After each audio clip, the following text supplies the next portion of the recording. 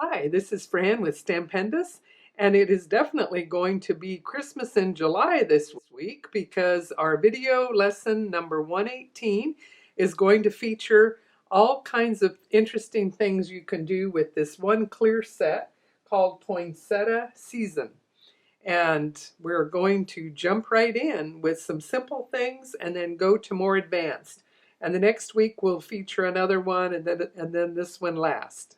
This poinsettia set has a lovely holly and some greenery and some very fun little messages.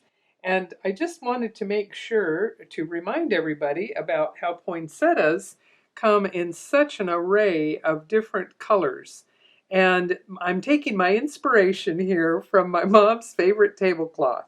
This was a gift from a friend, and I have to tell you, she keeps it on the table most of the year. It doesn't show any crumbs, and it's just beautiful colors. So I brought it here to show you how we're going to try some pinks and reds and even some of the white poinsettias. So I've stamped the poinsettia design with the VersaFine ink on several panels. I made sure these were large enough to die cut with a circle. And I've got a couple of those and another large panel here as well. Maybe we'll just do a little assembly line here of poinsettias. I'm going to start in with all the greens on the leaves first. And we'll definitely need for the greens to dry before we do the reds. And we're doing some other colors. So I've got yellow with each of the blues in the compartments. And we'll do this first one. I'll just show you how we can enjoy a whole range of different interesting shades of green. Make sure we get enough yellow here for a light green to start with. You need a lot more yellow to a little bit of blue. A little bit more water.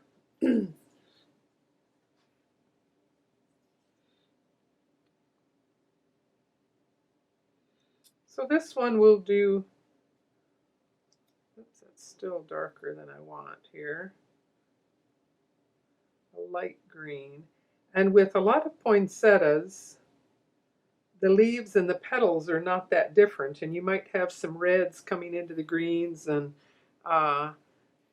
if all of these were colored red, let's take this one. I'm going to switch to a little bit more of an olivey green, which I mixed from the yellow and the marine over here up to this side, and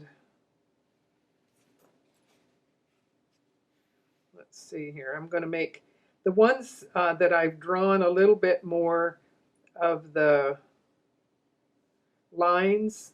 Those could be leaves, but they don't have to be. I could have made them all red if I wanted. So on this one, we're going to do more of a combination of greens and reds on that leaf. Okay, and then on this one, I definitely want to get more of the olive kind of color.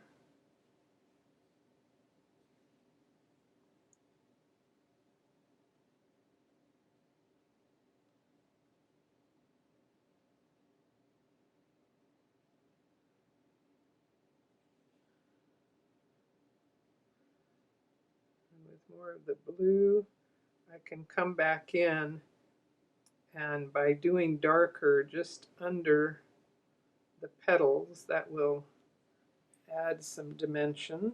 And then on this one, if I want a real pale color flower, I think I'm going to take the greens to the whole background.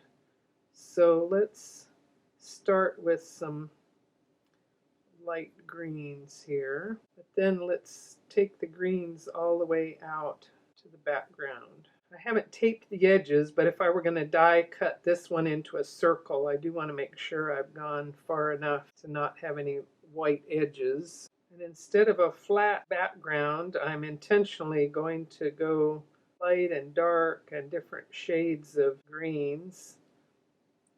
And the darker I go, the more the poinsettia being pale colors will just really pop.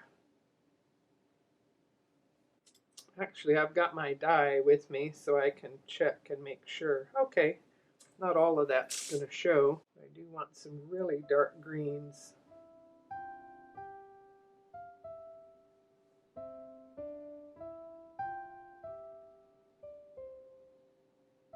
And if I wanted to do some more veins on the leaf, then a lot of pigment with less water on my brush will allow me to do some detail that will stay in place. I'm leaving a place for some red on that leaf. Okay, my little assembly line here. Okay, so now I'm going to go for, I'll have this one be the lightest color.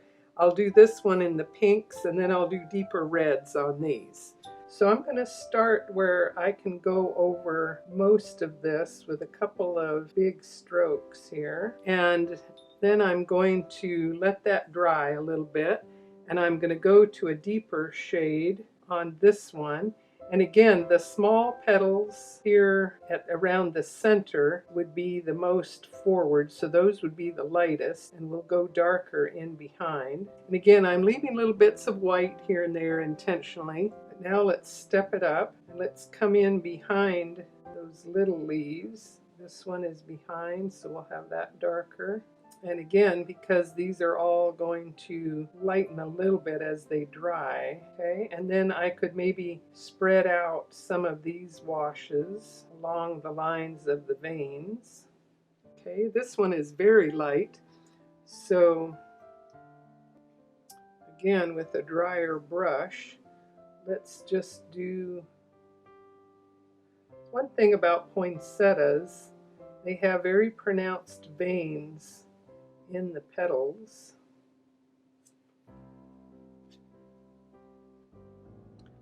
See how interesting that makes it look? So we're kind of following the lines.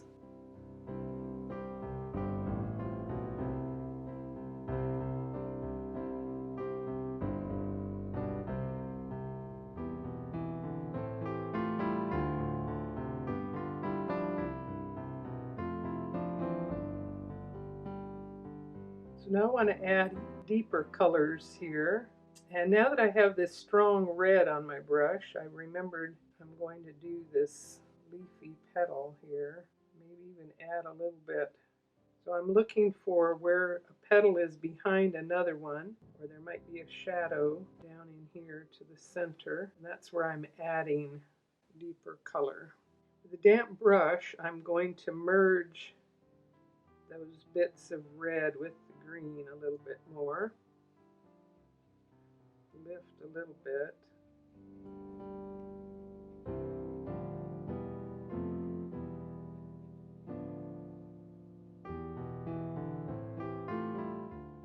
Not this one. I'm going to use more of the scarlet with the reds. So I'm going to start with an intense scarlet, and then I'm going to take the wet on wet approach with now shifting into the quinacridone rose. Not so much detail, but the color carries the day. So with a drier brush, I'm going to come back in on this one. And now with the lightest touch, just add a little bit more. And now with the damp brush, I'm just going to smooth and blend it together just a little bit.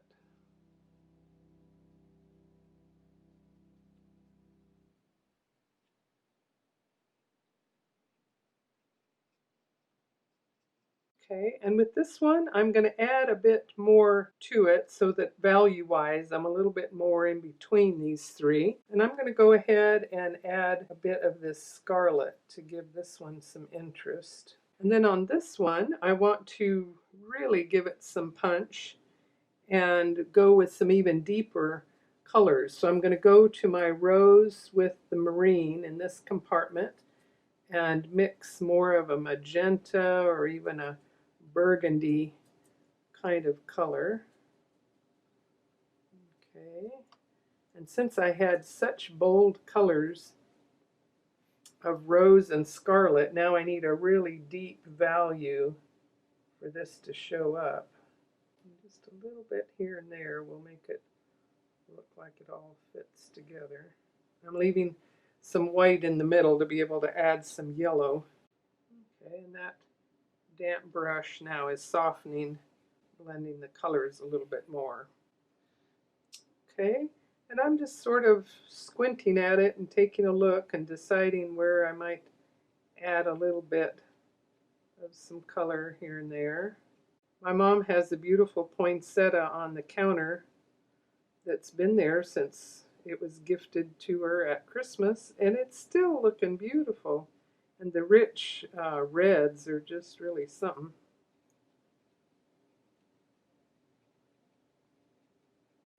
Let's take a look again at this one. You can see all of these subtle, interesting colors. So I'm going to try some of that on this one. Years ago, I was down in Carlsbad, and they had the ranunculus were all on display, but then they had a display of poinsettias in the hothouse there, or cool, I don't know. But anyway, they had so many different variation of poinsettias. I was just amazed. So let's see, I'm reaching perhaps a little bit out of view here to just get some other kind of grayish colors. I'm going to reach some sort of brownish colors. Don't have a whole lot of place to do this, but I want to keep it in view. So I'll put a bit of color here. The palette is easy enough to clean up of colors after I don't need a particular shade, but okay, so let's see. We've got sort of a yellow kind of tan color. I'm going to tone it down a little bit, more of a shadowed color.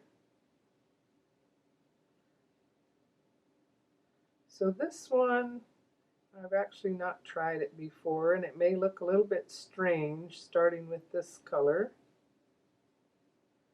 But we're going to add little bits of a lot of different colors and leave a lot of the paper white.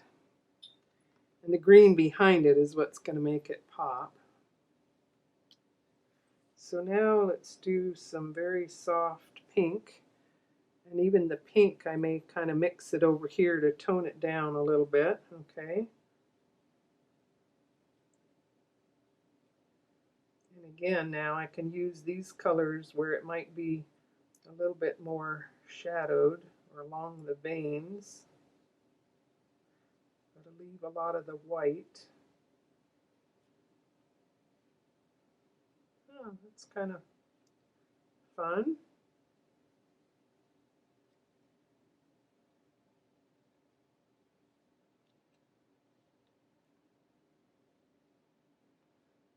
I'm just going to get a little bit of a different shade of color here. A little bit more of a bluish gray.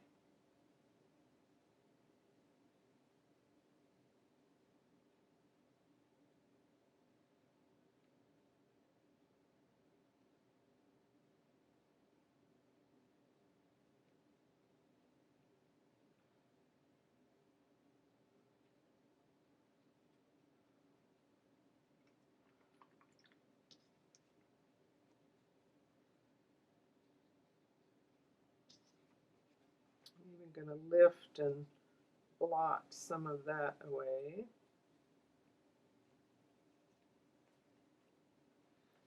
Okay, that's kind of fun. And now I'm going to get some yellow, a little bit of the gamboge for the centers.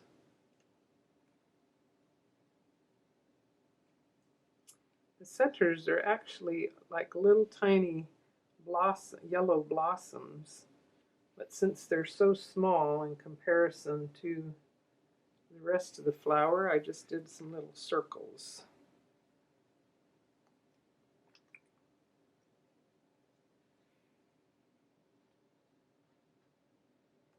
Okay, so there you are to decide which are your favorite. And I'm going to use my circle here to die cut a couple of them, and then putting them on a red or green circle in the background is kind of fun. And our die that was the wreath that had this scallop and the circle has an interesting little bow as well, which could become a part of your card. Next, we're going to do some fun things with the holly. And one of them I'll do free edge. And one of them I want to tape just to show you a little bit different idea. So putting it on the grid helps me. Let's see, I'm going to take a little piece of tape just to hold this in place, squared off to my grid. And then I'm sort of detacking my tape here. And we'll do our usual thin edge down here at the bottom.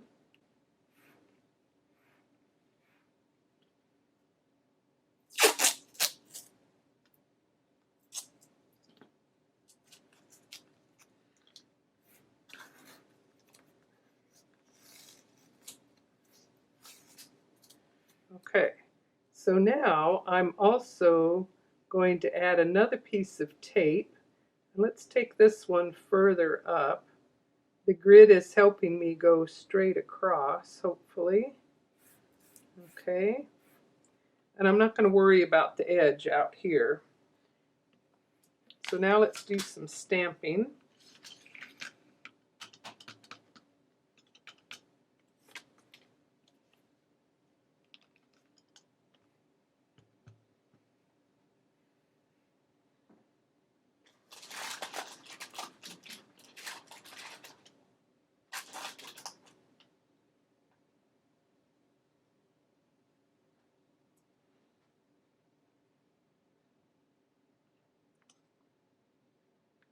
This one could sort of turn any different direction. So on that one, we're just going to center it to show you an idea.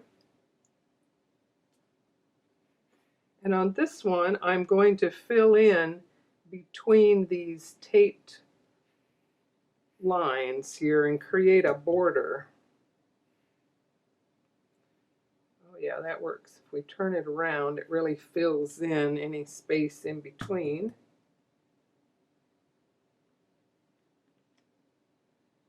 Okay, so for our holly, we want a whole variety of greens. So I might as well prep some different shades of green here before I get started. Get a little bit more water down here. And then I've gone from lime to Kelly to maybe an evergreen dark green down here at the bottom, just by how much blue you have to the yellow. Okay, and then I'm going to go over here. This yellow with, that was yellow with the phthalo blue. Now I have yellow with the marine blue in this compartment to give me the more olive colors. And I'll do the same of a light shade, even more yellow to the lighter shade. And then as I add more and more of the marine, I'll get darker and darker olive green.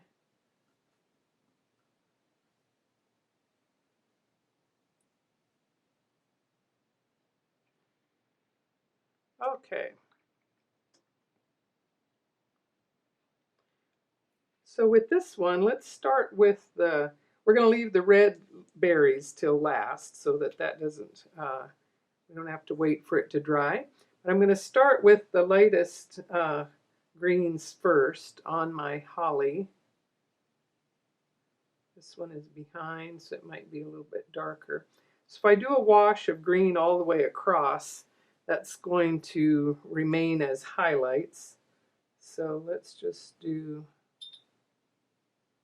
more yellow here.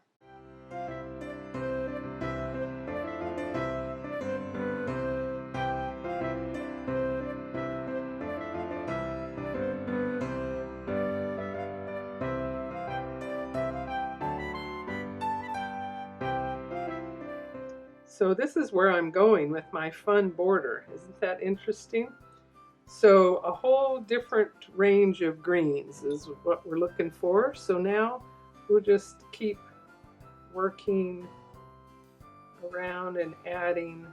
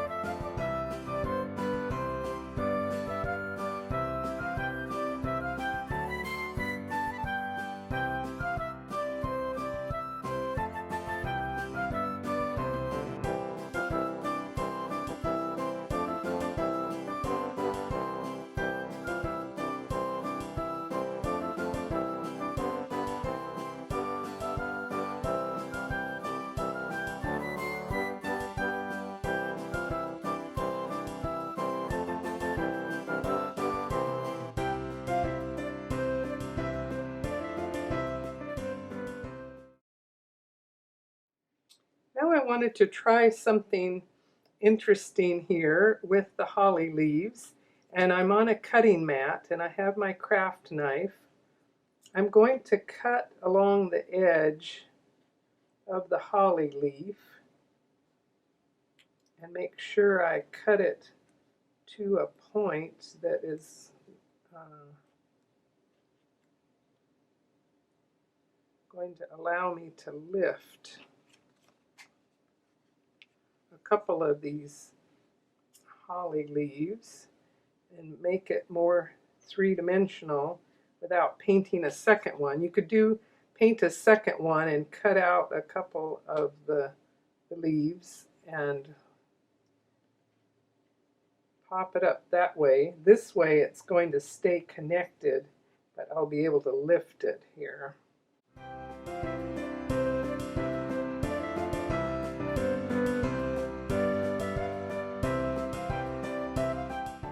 Now I'm going to do the same with a couple of the poinsettia leaves.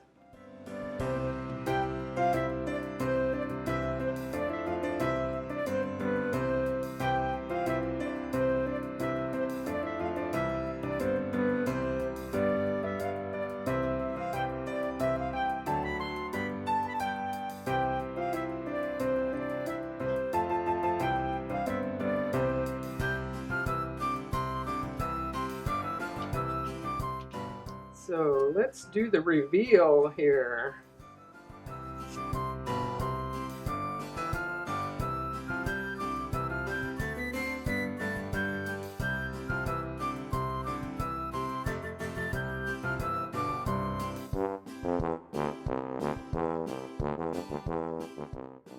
I'm going to take this one and cut it out, and I'm going to try a white edge around it first here. Some sharp small scissors, and notice how I'm doing all of the turning with my left hand.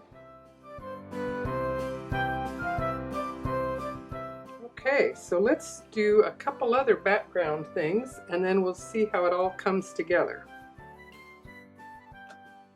This set has some lovely messages in it and Christmas and seasonal wishes, and you could use each of them separately, of course, but let's try an interesting background making use of all of them, and I'll show you a nice little trick here. I've got a medium-sized block, and let's see if we can take these different messages and get them to fill in a square area. I'm intentionally turning some of them a different direction.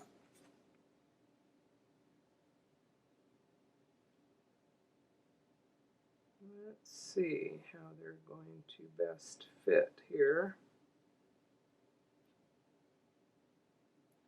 for readability, it kind of helps to turn them different directions a little bit. And I'm trying to kind of square off this cluster.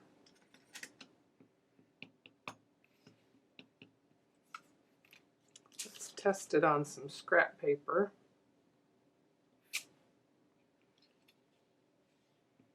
By squaring it off, it allows me to fill in big sections this way. So let's see. Yeah, that should work pretty good. So I'm going to intentionally go off the edges of this card and see how we can make it all fill in for a continuous pattern.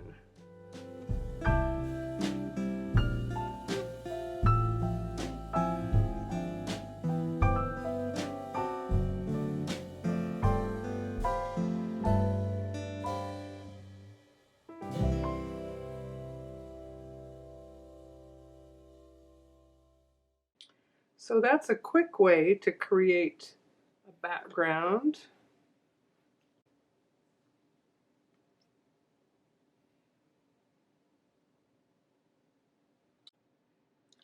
So I wanted to show you a couple other things that I've done just playing around with backgrounds. So if you don't have Christmas print paper, and you can see here, this was a simple way to use lots of little pieces, and that sets off a small watercolor quite nicely. But if you don't have prints, I wanted to show you a lot of ideas where you can get a background that's going to match all of the colors because it was done in watercolor. And even this is quite dramatic against the messages in the background. Then I did some splatter ideas, and again, they went a lot lighter as they dried, and I spritzed them, and I wasn't too happy with the pinks. So, but I wanted to show you, some things with that. And then this one, again, I just did circles with a brush, and I just kept it real loose, sort of did the outline and then filled it in, and did predominantly red with some of the green so that it wasn't dizzying with, just a total mix of colors like this one. And then here's another real simple thing that you can do is just on a strip, do the little diagonals in a red or a candy cane wide and thin and do some striping that way. And then I wanted to try some plaids. And let me show you. This one I liked the best. And I found that it usually worked the best to start with my lightest color, let that dry, and then add the next color. So the lime green first, and then the darker greens. And then I liked the splattering added to that. And my brush strokes were just quite irregular. And I'll show you some other ones and show you what I liked and didn't like here. So your reds and greens, when you work, this one I did the reds first, and then I did the lime green over the top. And I wasn't that happy with the mixed colors that I got. This one, I did the red filling in where it was still white afterwards. Didn't like that, kind of blotted it away. These I did a real vivid red, and then the green was so dark that it was almost black. So you can experiment and see what you like. You can save time by not doing the ones of these that don't work for you. But try some all reds or all greens, and that can be much easier to work with.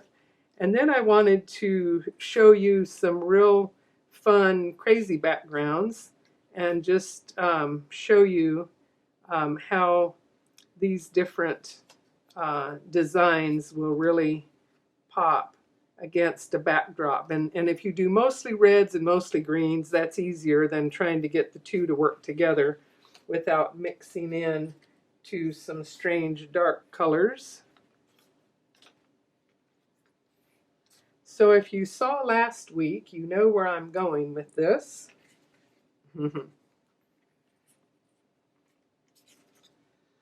So we did some resist with embossing powder, and then I did some resist with crayon. And here I've got a white crayon, and I'm simply going to do some scribbling here, and a bunch of circular and maybe some more scribbles down here. And it's really a mystery what I've got. But now let's paint this. Let's do the reds. And again, what I found was some variations of color. Either way is what makes it fun and interesting. And we've got to get it dark enough over the crayon areas to really get it to show up.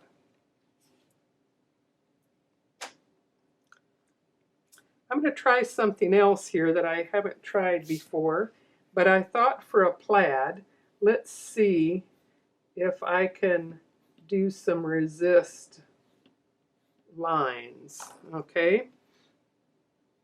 Okay, so we're going to start with, move this down.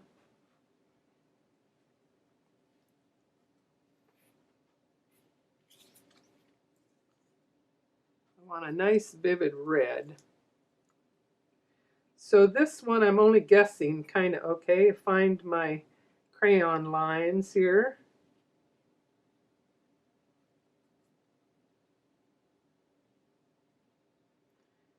And if you're into symmetrical things, like plaids usually are, then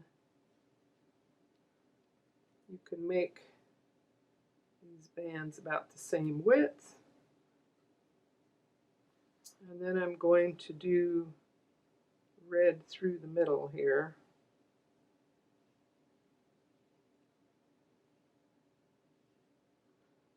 Okay, if you want perfect plaids, you can buy some printed paper. But if you want to have some fun with watercolor, at least all of these colors are going to be ones that work together. And what I would recommend is, as you're painting, once you've painted your accent area, paint the background with what's left of the same colors so that your greens are the same. Sometimes you'll get different shades that don't look like they belong together, but if you have a plan and paint them at the same time, that'll work. Okay, so there's some fun patterning showing up underneath. And now I want some, let's see, I'm going to go over a lot of these colors, so let's get some nice reds out here. Okay, and then I'm going to go to my red with the marine blue, and with mostly the rose, I want to get a rich kind of purpley red. And if you can get at least 3 different shades of color into your mix, it's certainly going to be more interesting.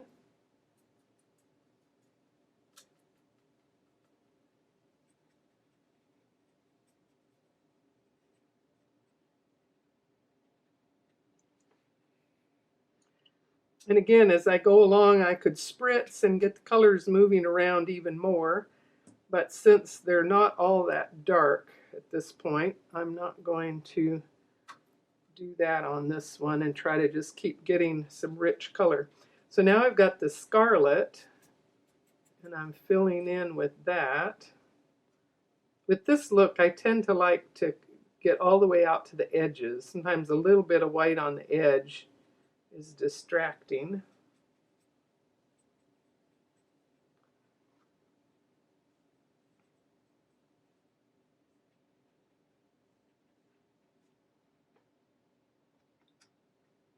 Okay.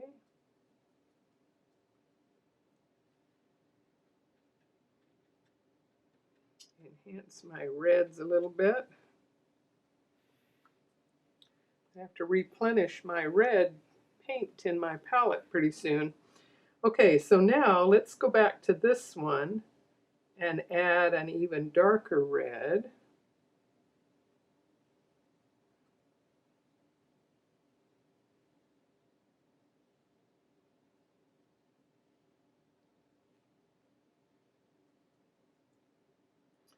And let's see if we can do sort of a little dotted line here in between.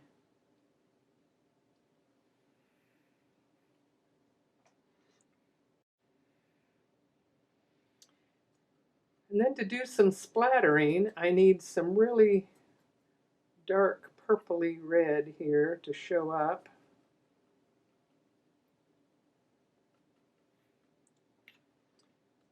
And might as well do it on both of these. Move some things out of the way.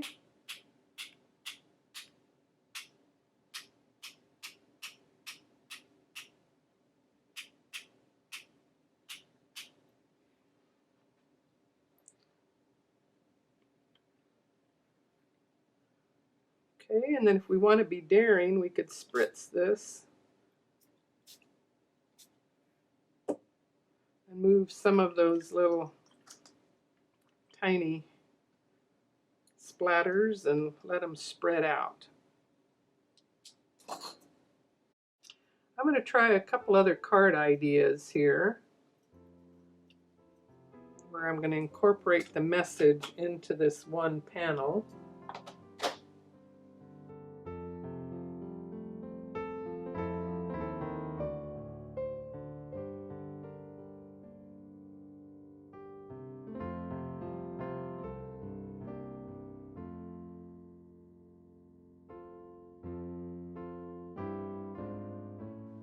Stamping the message first ensures that I've left enough space here for my poinsettia. Once would probably be fine, but let's add another there just in the corner.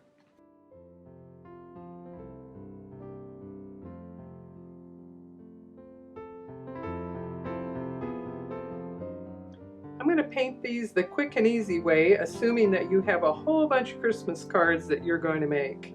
So we're just going to fast forward this and you'll see how my ideas come together.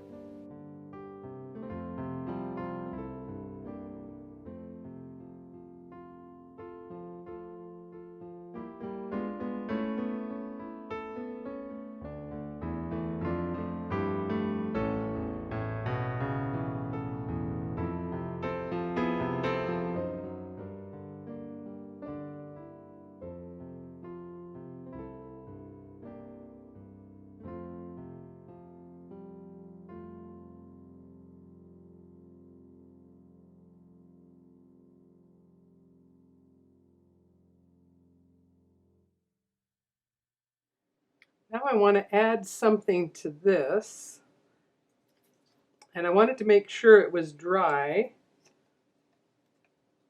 but I just thought that another way to make sure I keep this part clean. Okay, if you've got a blank one and it's spinning around and round, look at it this way to line it up. There we go. Okay, that's dry, and now I'm going to cover it as well, just for safety.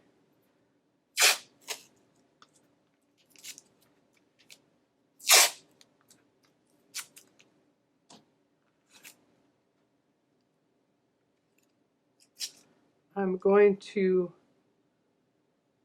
tape down my card up here at the top just so that it will stay in place. Make sure I remove some of the tackiness. Find a straight line across here.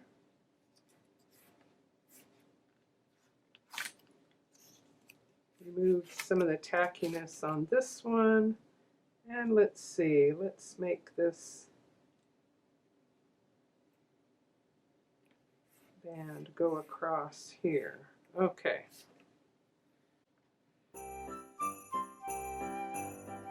Now I'm going to take my rose color, and let's start over here.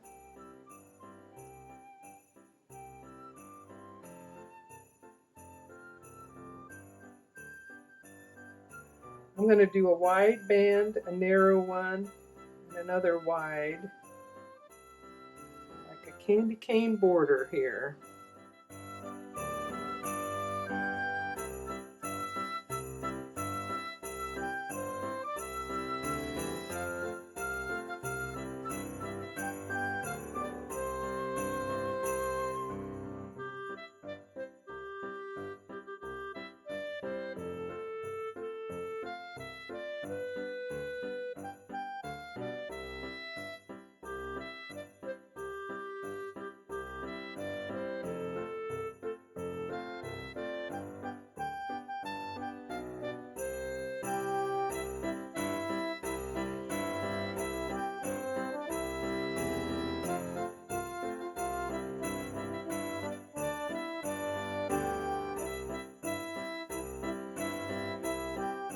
Your family and friends will be very impressed if they get a hand watercolored card from you this Christmas. Hope you have fun with it. I'm going to stamp some of my messages and emboss them with detail white. You can see that on the color paper here, and we'll just fast forward.